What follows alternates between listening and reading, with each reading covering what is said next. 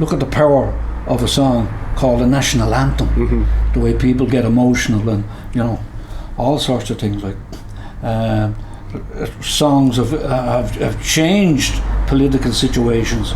Like there's another example, that'd be that song, that great song, "We Shall Overcome." Yeah. When that came out, it just spread around the English-speaking world like wildfire, and it stood for lots of meanings.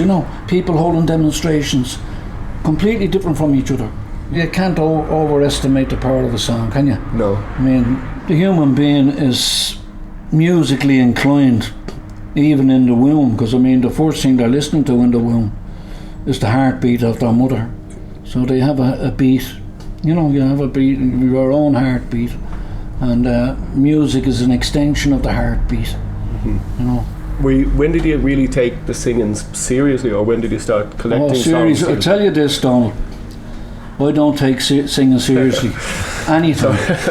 But what I do take seriously is listening. I don't take myself seriously. I know it's a serious business, singing's a serious business, but I don't take the whole thing seriously.